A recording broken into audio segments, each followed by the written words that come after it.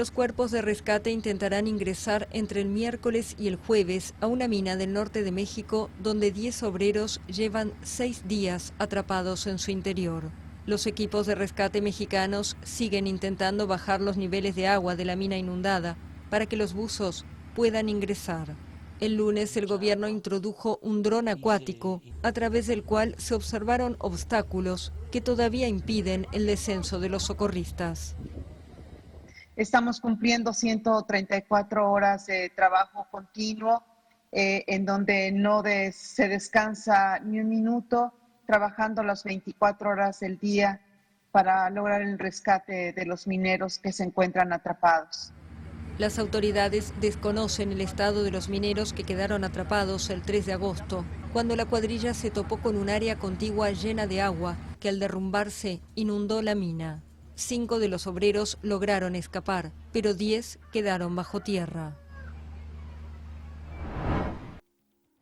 Hola, ¿qué tal? Muy buenas noches, bienvenidos acá a las 8:45, ya estamos en vivo y en directo en el segmento de las entrevistas. Esta noche vamos a hablar de un tema que nos preocupa a todos, la inflación y cómo esto está afectando a los precios de todo lo que consumimos, sobre todo la canasta básica, los alimentos, los combustibles, el calzado, la vestimenta, en fin, todos creo que hemos sentido que los precios de todos los productos se han incrementado considerablemente y por supuesto esto viene a golpear el bolsillo de los guatemaltecos. Vamos a hablar de este tema, de la inflación en breve. Antes, como todos los martes, saludamos a Marinés Rivera que está acá en el estudio. ¿Cómo te va? Bien, Mario, qué gusto estar contigo nuevo a las 8:45, hablando sin duda alguna de este tema que, como tú bien dices, basta con ir al supermercado para sentir realmente que hay un impacto en los precios, ¿verdad? Vamos a ver qué tanto más se espera que sigan aumentando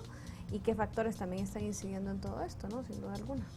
Sí, y sobre todo porque, digamos, uno hace la comparación, digamos, con los precios más o menos, para ponerlo no tan lejano, de hace 6 meses, digamos, de cómo estábamos terminando el 2021, al día de hoy, ya ha pasado medio año, pues la verdad que sí se resiente, ¿no? Se resiente muchísimo, sobre todo viniendo de pandemia, donde los precios se mantuvieron bastante bien, Sí. el petróleo ni hablar, y ahora Sí. pues este impacto sin duda alguna sí se está sintiendo en la bolsa de los guatemaltecos, sobre todo ya retomando esta vida y la nueva normalidad que a todos pues prácticamente estamos como antes, ¿no? Así que se siente muchísimo más. Pero bueno, Sí, para la verdad que eso es un fuerte impacto y pues bueno, el ritmo inflacionario en el país se eleva de nuevo alcanzando 8.36%, siguiendo la tendencia a la alza que se reporta a nivel internacional y que impulsa principalmente el comportamiento en los alimentos y también el transporte.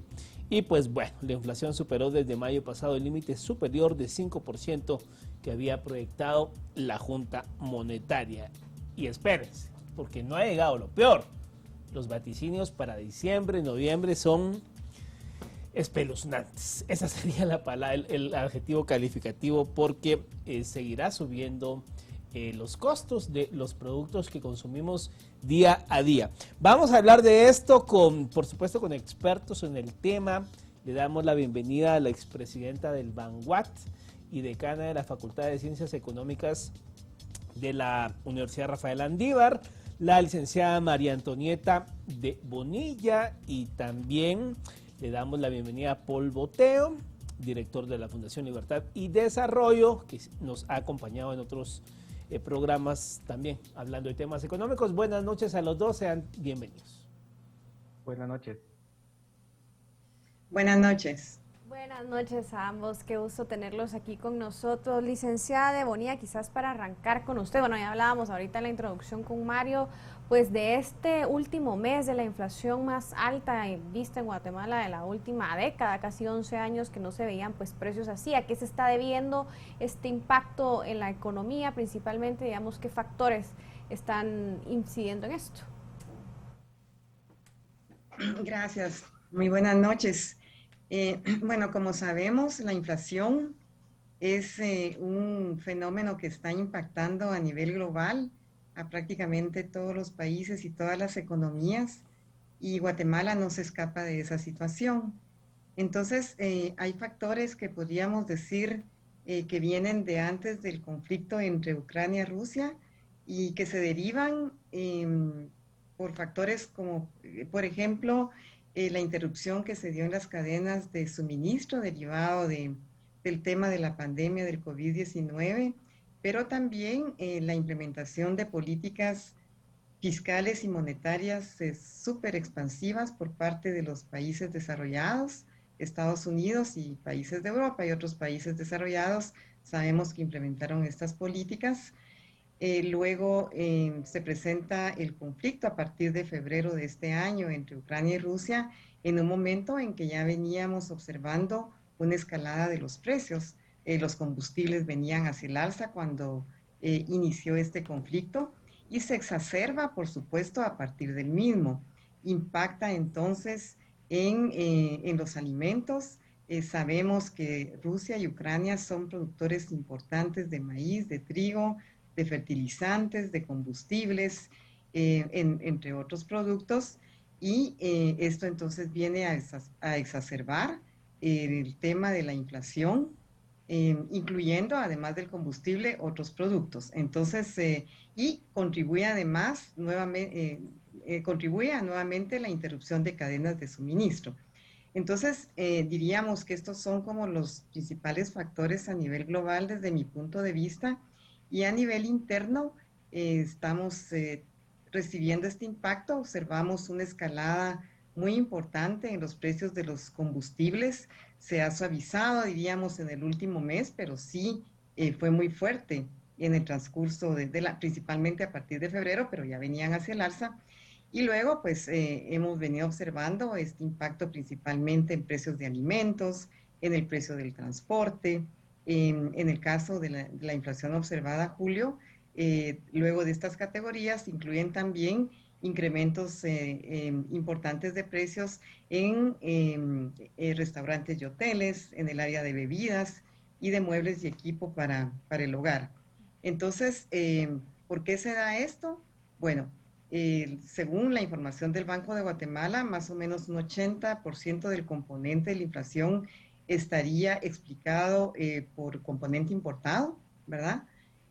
Pero también comenzamos a observar esos llamados efectos de segunda vuelta, en donde a partir de un choque externo y que impacta determinados precios en la economía, se comienzan a impactar también otros precios. Sabemos, por ejemplo, que si sube el precio del transporte, esto nos va a impactar un número importante de productos y de bienes. Entonces, estos serían mis comentarios iniciales con respecto a lo que estamos observando. Ahora, licenciado Paul Boteo, digamos, hablamos mucho de ese término de los efectos de la inflación. Ya la licenciada Bonilla nos daba un panorama de qué factores han incidido, pero digamos, para el entendimiento de quienes no manejan, digamos, todo el tema económico y toda la terminología, me incluyo, no soy experto en economía, ¿cómo le podemos explicar, digamos, al guatemalteco de a pie, que día a día ve que el pan subió, que la leche subió, y escucha el término inflación, pero no logra comprender qué es lo que realmente está pasando? ¿Cómo explicaría usted esto en términos, digamos, para quien no domina la materia? ¿Qué está ocurriendo? ¿Por qué los precios de las cosas se dispararon, sobre todo los alimentos, de un par de meses para la fecha, tal como ya nos explicó la licenciada Bonilla? Bueno, buenas noches, Mario, Marinés, y a los televidentes. Muchas gracias por la invitación. Yo creo que ya la licenciada Bonilla explicaba muy bien cuáles son los factores que están afectando y que están incidiendo en la inflación. Lo que sucede es que yo creería que uno de los puntos que no debemos de perder o que no debemos olvidar es que los bancos centrales actuaron con demasiada tardíamente, diría yo. ¿Y por qué? Porque este incremento de precios que estamos viendo hoy en día, básicamente aquí hay, digamos, dos grupos en disputa. Hay quienes creen que la inflación se debe sobre todo a la guerra en Ucrania y el hecho de que ahí se produce gran parte, digamos, de de commodities que se consumen a nivel mundial, que son de los principales exportadores de maíz, de trigo, ya como lo explicaba la licenciada Bonilla, y que eso es básicamente lo que está explicando la inflación a nivel mundial. Y entonces muchos dicen, bueno, si eso es, pues los bancos centrales no pueden hacer mucho porque es un shock que tiene que ver con razones geopolíticas y los bancos centrales no pueden hacer casi nada. Sin embargo, hay quienes aducen de que la inflación se debe sobre todo a esas políticas expansivas que ya explicaba la licenciada de Bonilla, no solamente en términos fiscales, sino también en términos monetarios. Y ahí es donde tenemos que señalar la responsabilidad de gobiernos y de bancos centrales en general la situación que estamos viviendo actualmente. Y hay que decirlo, esto no es muy intuitivo, ¿verdad? Uno solo ve, como ciudadano común, ve que los precios están subiendo y dice, ¿qué está pasando? Y la verdad es que tiene que ver con que los bancos centrales en el 2020 lanzaron una cantidad inédita, histórica, de dinero al mercado. La Reserva Federal en Estados Unidos también lo hicieron en Europa. En Europa lo siguen haciendo a pesar de la inflación que está sufriendo y recién hace unas semanas están dando un poco de marcha atrás, pero han sido persistentes en esa política monetaria expansiva y básicamente es dinero que entra a la economía y eso provoca que la gente tenga una sensación, pues que hay más liquidez, que hay más dinero, la gente va a comprar, pero al final las empresas no producen al mismo ritmo o no incrementan su producción al mismo ritmo en que la gente quiere comprar y eso provoca estos incrementos de precios. La cuestión aquí es que la Reserva Federal, por ejemplo, en Estados Unidos, hace un año precisamente decía, miren, cuando comenzaron a dar los primeros signos de inflación, decían, esto tiene que ver con que cerramos la economía y el problema en las cadenas de suministros, esto no tiene nada que ver con la política monetaria. Y lo negaron durante muchos meses. Recién el año pasado comenzaron a tomar ciertas acciones y finalmente este año dijeron, nos equivocamos, leímos mal los primeros signos inflacionarios. Y entonces ahora vamos a tomar medidas, sobre todo la Reserva Federal, y ya vemos que están incrementando las tasas de interés fuertemente y la perspectiva sería que esto pueda de alguna forma ayudar a controlar el problema que se está viviendo en el mundo. Localmente hemos tenido también un banco central que ha negado el problema y que de alguna forma en los primeros meses, a pesar de todo lo que estaba sucediendo en el mundo, el Banco Central creía que la trayectoria de la inflación se iba a mantener sobre los límites, o dentro, mejor dicho, dentro de los límites de metas de inflación, entre un 3 y un 5%, algo que resultaba muy cuestionable por todo lo que se estaba viviendo en el mundo y por supuesto por la misma política que en su momento el Banco Central aplicó en el 2020, que fue para nuestros parámetros y para nuestros estándares bastante heterodoxo.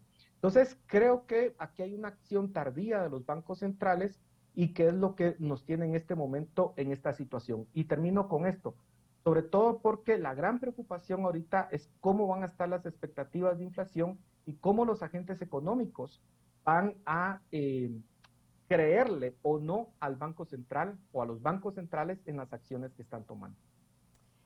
Licenciada María Antonieta de Bonilla, para escuchar también sus impresiones al respecto, ya licenciado Boteo pues mencionaba un poco de respecto a esta responsabilidad de algunas instituciones y autoridades, digamos, ¿qué tan responsables podemos hablar que han sido las autoridades de este fenómeno también desde su opinión y punto de vista?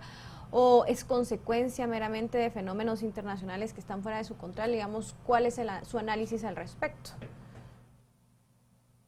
Bueno, Paul se refería a responsabilidad también de los, y principalmente de los bancos centrales en los países desarrollados, industrializados, porque sí hubo una implementación de políticas súper expansivas, monetarias y fiscales, y sí una política monetaria muy, muy expansiva. Como yo mencioné al principio, él decía, bueno, hay quienes creen que es derivado del conflicto Ucrania-Rusia y lo que esto implicó, sobre todo por ser productores importantes de ciertos alimentos, de combustibles también, y otros creen que es por las políticas expansivas implementadas por los grandes bancos centrales. Yo, como mencioné, en mi opinión, es una combinación de ambos factores. Entonces, todo apunta y contribuye a la inflación que estamos ahora en todo el mundo prácticamente enfrentando. A nivel interno, sí es cierto que la política monetaria y fiscal también fue expansiva en 2020, pero yo creo que estamos recibiendo principalmente el impacto de la inflación importada. Y sí ya se están dando unos efectos, bueno, de segunda vuelta. ¿Qué es eso? Bueno, se comienzan a contaminar, podríamos decir, los precios de otros productos que ya no son los combustibles, ¿verdad? O ya no son los alimentos que producen estos países. Entonces, yo considero que es principalmente de origen importado. Pienso que sí, coincido con Paul, de hecho, de la acción tardía de bancos centrales de países desarrollados, entre ellos la Reserva Federal, que durante bastante tiempo estuvo argumentando que era un problema temporal y que era mientras se volvía a ajustar la economía, luego de la reapertura y cuando se volvieran a normalizar estos canales de distribución. Pero vemos que no fue así, que no ha sido así. Y entonces, entra tardíamente, podríamos decir, y tiene entonces que entrar de una manera más fuerte, de una manera más agresiva, que eso está incidiendo ya en una desaceleración o un menor crecimiento económico en Estados Unidos. Incluso hay algunos expertos y analistas que están hablando de recesión para 2023 y que en el caso de la última revisión del crecimiento económico del Fondo Monetario Internacional revisó hacia la baja la proyección de crecimiento de Estados Unidos este año, la bajó de 3.7 a 2.3 y para 2023 de 2.3 a 1. Entonces, se están dando también esos impactos. Regresemos a nivel interno. Creo que el banco, pues, central, el Banco de Guatemala, no podía haberse tampoco precipitado mucho con una política monetaria muy agresiva, dado que los precios, pues, todavía se mantenían dentro de los parámetros, por lo menos en los primeros 4 meses del año. Si bien es cierto que ya se anticipaba que comenzara aquí a darse también un problema de incrementos de precios y de inflación. Entonces, el tema de medidas por parte del Banco de Guatemala de política monetaria, pues comenzamos a observar ciertas medidas de incremento de la tasa líder en los últimos 2 meses. Han sido bastante moderados, de 25 puntos básicos únicamente. No sé, ahora pues de cara a este nuevo dato que se ha observado a julio, ya de una inflación arriba del 8% y con categorías como la de alimentos cercana al 13% de incremento interanual, pues podría haber una reacción de ajustes tal vez un poco mayores. Sin embargo, pues también tengamos en cuenta que la tracción de la política monetaria es digamos, no es tan fuerte en Guatemala. No podemos esperar que en Guatemala se transmita estos efectos de aumento de la tasa líder muy rápidamente a tasas de interés en el sector financiero, en el mercado, mientras que en Estados Unidos pues sí puede ser mucho más rápido. Yo considero que el margen de acción es algo limitado para el Banco Central, pero que tampoco eso quiere decir que deje de actuar y tiene que actuar consecuentemente con los datos que ahora estamos enfrentando.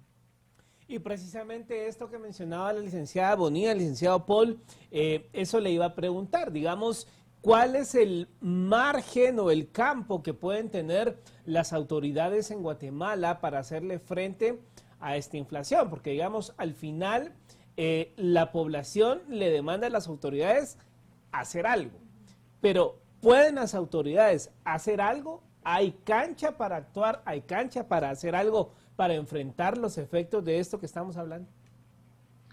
Bueno, aquí hay básicamente, digamos, 2 herramientas que se pueden utilizar. Una es la responsabilidad del Banco Central, como ya se hablaba, Yo coincido que, digamos, hay estudios al respecto de cómo la tasa líder en Guatemala, el incremento, la reducción, no tiene los mismos efectos que en Estados Unidos. La transmisión de la política monetaria con la tasa de interés va bastante lenta y de hecho puede tardar muchos meses.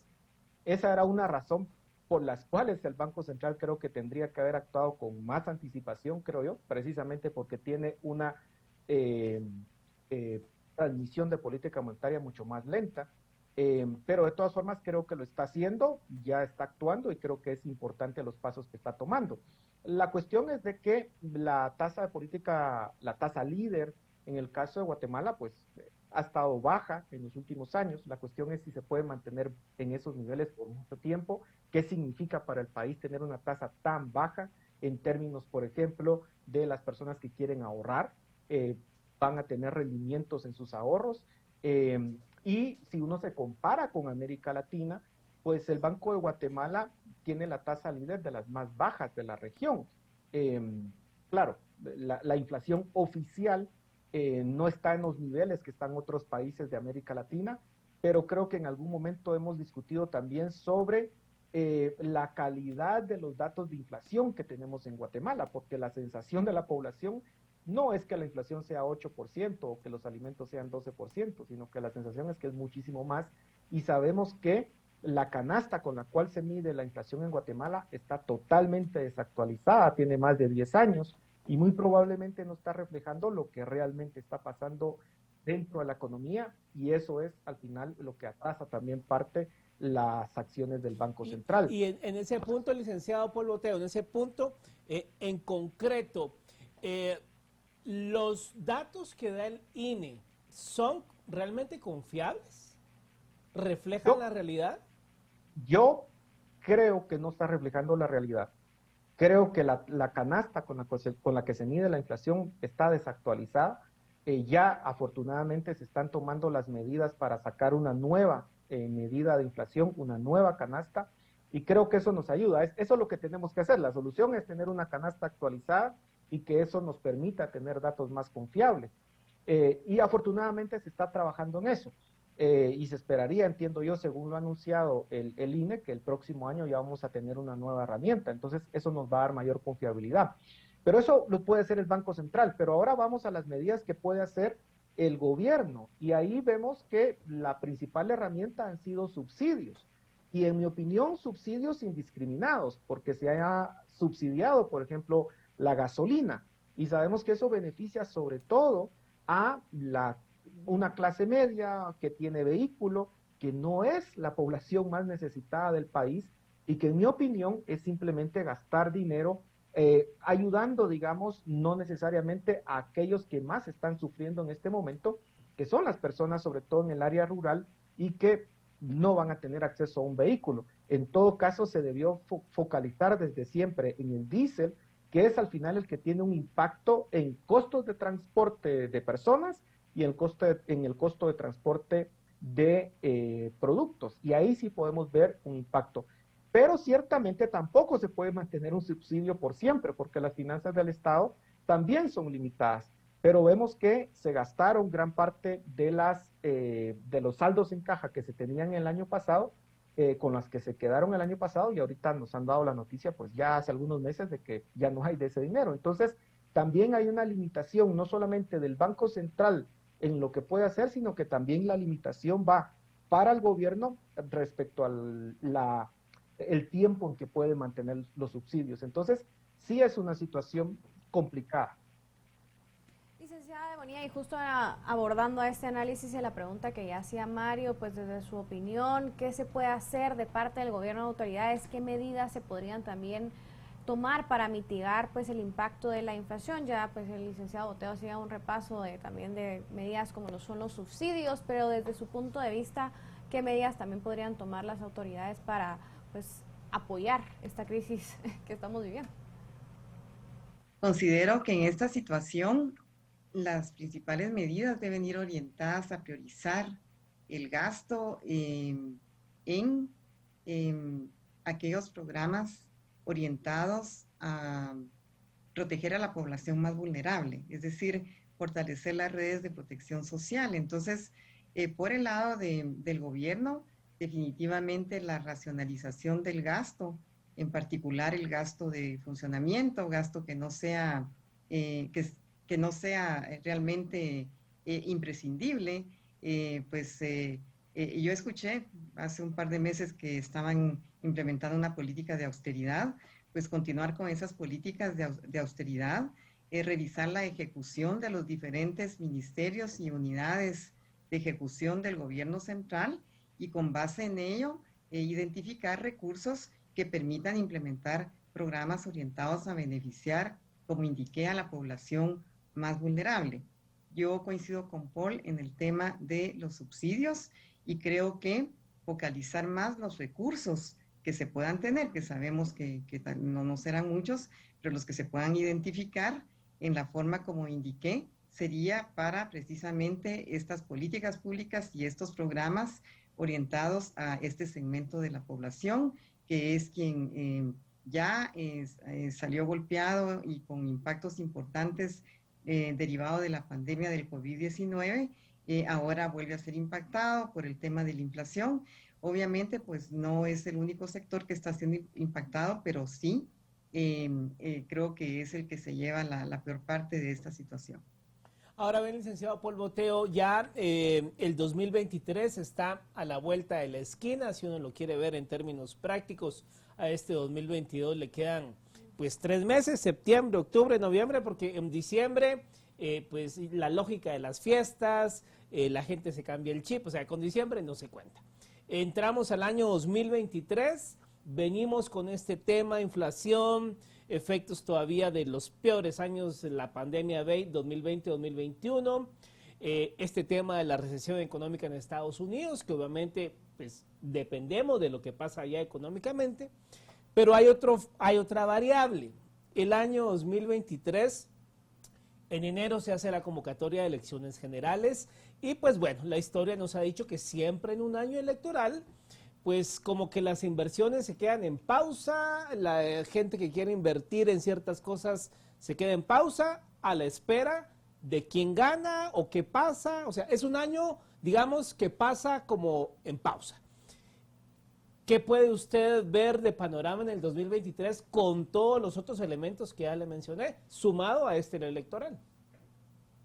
Bueno, sin duda alguna el 2023 va a ser un año de bastante incertidumbre, por lo que usted ha mencionado, Mario, digamos, el tema de la economía mundial, y localmente, sin duda alguna, las elecciones van a ser un motivo de bastante, posiblemente incluso hasta de conflictividad social, por el tema de la ley electoral vigente y que lamentablemente pareciera que no hay una voluntad para poderla reformar y de alguna forma darle más certeza al proceso electoral en el futuro. Lo ideal sería que muchas de las reformas que se han estado sugiriendo se puedan dar para que haya credibilidad en el proceso electoral que ya tenemos, pues estamos a pocos meses de poderlo iniciar. En términos económicos, lo cierto es que sí, la inversión usualmente tiene, digamos, un tipo de pausa, usualmente no crece tanto en los años electorales, pero hay que recordar algo importante de la economía de Guatemala, y es que somos una economía de consumo. Y al ser una economía de consumo, básicamente el principal motor, que en este caso es ese consumo y son las remesas, por ejemplo, que es parte del motor del consumo, no tienen o no están afectadas a ese ciclo electoral. Entonces, no es que en los ciclos electorales la economía de Guatemala caiga, digamos, económicamente o sufra una contracción. Afortunadamente no. Pareciera que los agentes económicos se han acostumbrado en Guatemala a vivir en esa incertidumbre, a navegar en medio de esa incertidumbre. Entonces, si bien va a ser complicado, creería yo que por el lado de la incertidumbre que puedan generar las elecciones, salvo un caso sumamente conflictivo socialmente que nos lleve a un escenario catastrófico, digamos, salvo ese escenario, yo creería que no tendríamos, digamos, un impacto importante de las elecciones a el ámbito económico, por lo que explicaba. el consumo, la evidencia lo que nos muestra es que no tiene gran variabilidad, la gente quiere suavizar su consumo en el tiempo, entonces ese tipo de fenómenos no se van a ver afectados, y al ser la economía de Guatemala casi 90% consumo, pues efectivamente, digamos, no se va a ver afectado. Pero el tema aquí es qué pasa con el gasto público, porque en un momento, en un escenario de crisis a nivel mundial, lo que necesitamos es priorizar ese gasto público, focalizarlo en las áreas más necesitadas, sobre todo se podrían hacer, por ejemplo, incluso apoyar la agricultura en el interior, sobre todo en las zonas en las cuales se ha identificado que es susceptible de sufrir hambrunas. Ya hay todas las alarmas en el mundo diciendo que podemos enfrentar una crisis alimentaria en el 2023 con todo este incremento de precios y con todo lo que se pueda venir. Y en año electoral, lamentablemente, el sector político está distraído en cómo obtener votos. No está enfocado en hacer la mejor política pública. Entonces, tener un escenario de crisis internacional con una posible crisis alimentaria a lo interno del país, pues sin duda alguna, en términos de política pública, sí representa un desafío y con un agravante. Usualmente en el último año electoral, pues el Ejecutivo pierde gran parte de su fuerza que pueda tener en el Congreso y ya no tiene mucho margen de maniobra para poder impulsar cosas en el Congreso, lo cual de alguna forma le ata de manos también.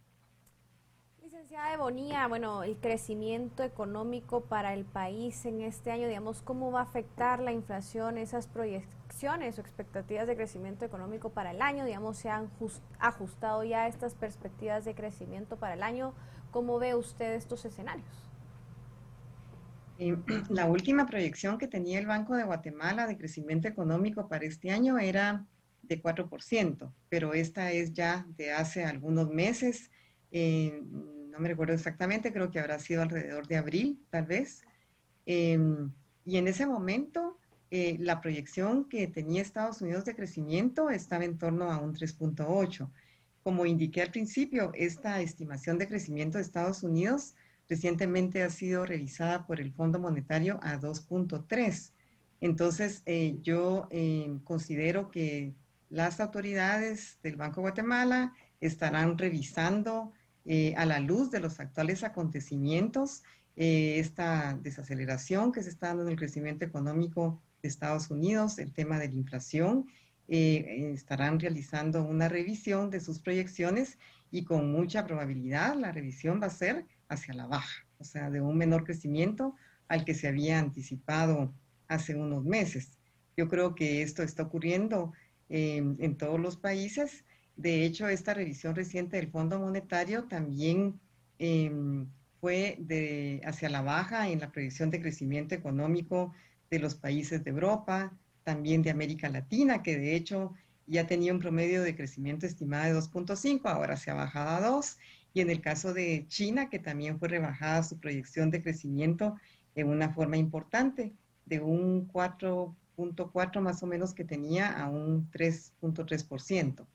Entonces, en todo el mundo se está dando y se va a dar en Guatemala. Vamos a crecer menos este año y creo que en los próximos meses estaremos conociendo, o en las próximas semanas tal vez, estaremos conociendo nuevas proyecciones de crecimiento para el presente año y también para 2023.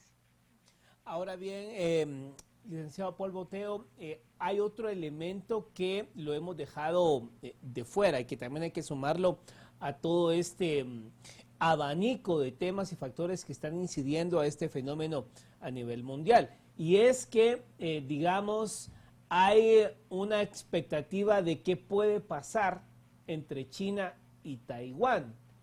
Un tema que está allí, que no se sabe si va a estallar, si va a seguir China con sus maniobras militares. Lo que podemos decir a esta semana es que tienen rodeada la isla de Taiwán. ¿Cómo ve usted ese panorama si allí en ese sector del mundo, y sobre todo involucrando a China, llegara a estallar un conflicto? ¿Cómo esto pudiese agudizar más la situación que ya estamos padeciendo? Bueno, ese sería el peor escenario para el mundo, diría yo, porque la guerra en Ucrania está afectando sobre todo los commodities. incluso los fertilizantes. Y un tema importante es que al verse afectados los fertilizantes, el precio de los fertilizantes, la expectativa es que las cosechas en el próximo año, inicio del próximo año, no van a ser tan abundantes como ha sido en el pasado, y eso puede provocar o agudizar el problema de la crisis alimentaria que yo mencionaba anteriormente. ¿Qué pasa con China y Taiwán? Que si estalla esa guerra, lo que se va a ver afectado no son commodities, sino las principales industrias de tecnología del mundo, porque Taiwán es el principal productor de chips en el mundo. Entonces ahí lo que estaríamos viendo es que productos que ya, de hecho ya están siendo afectados porque hay una escasez de chips, o ha habido una escasez de chips en el mundo.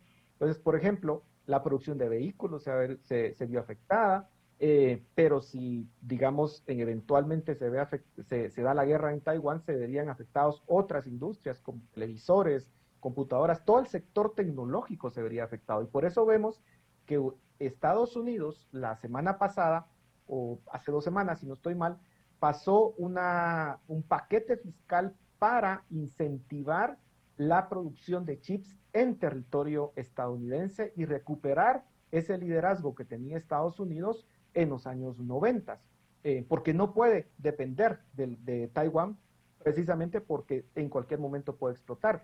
Pero aquí hay algo que nos puede llamar la atención. Cuando se dio la invasión de Rusia a China, de Rusia a Ucrania, Estados Unidos tenía tal nivel de inteligencia que lo dijo con bastante anticipación: Rusia está por invadir Ucrania. Rusia lo negaba oficialmente, por supuesto, pero el resto de la historia ya lo sabemos.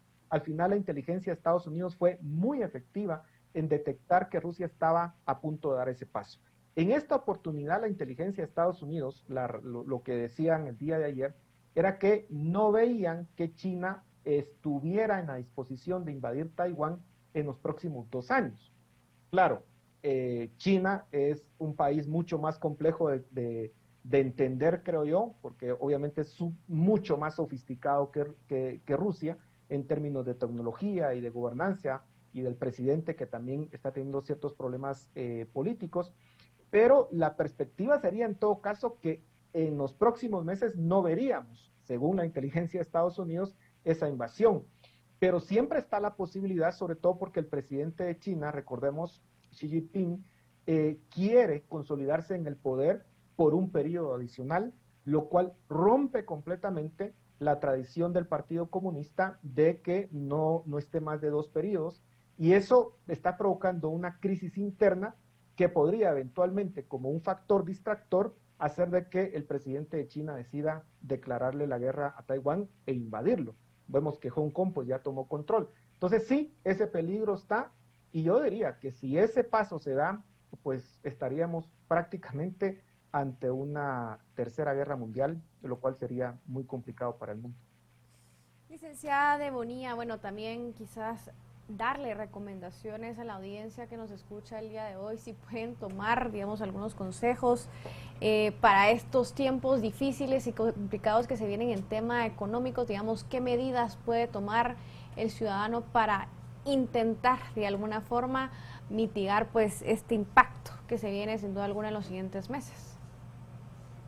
Así es, y es que además de el problema con la inflación, con la posible desaceleración del crecimiento económico, creo que lo que más prevalece es esa incertidumbre, porque sí hay una incertidumbre muy grande a nivel global por todos los factores, bueno, que estaba explicando también Paul y que hemos venido comentando, y a nivel interno también tenemos incertidumbre. Estamos a la entrada a poco tiempo, a pocos meses de entrar al año electoral.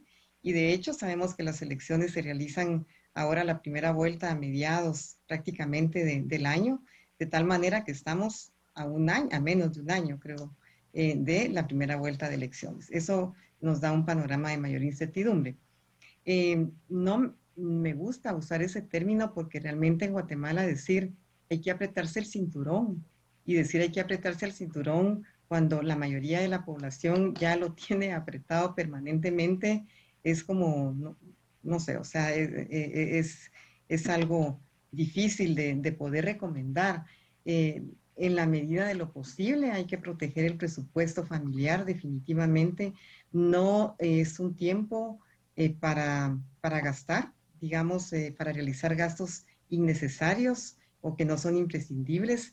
Hay que tratar de ahorrar en la medida que se pueda. Sé que muy pocos hogares lo pueden realizar y yo creería que es muy importante del lado del gobierno, aún en este periodo que ya está próximo a las elecciones, focalizar sus programas y sus recursos en los programas de apoyo a la seguridad alimentaria. La política de seguridad alimentaria es importantísima en este momento y debe de ser una de las prioridades del gobierno, así como también fortalecer toda esta red de protección social con programas y proyectos orientados a atender a la población más vulnerable del país.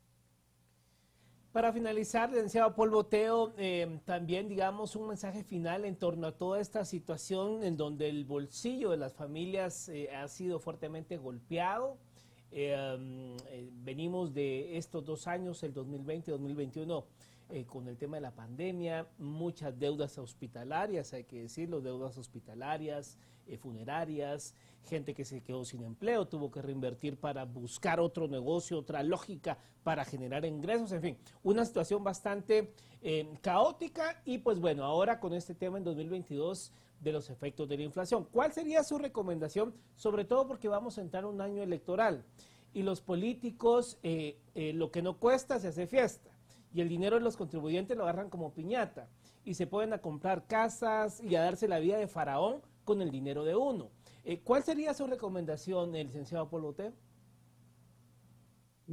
Definitivamente, este gobierno ha contado con el presupuesto más alto de cualquier otro gobierno en el pasado y los recursos fiscales, la recaudación fiscal ha incrementado fuertemente. El año pasado fue un muy buen año fiscal.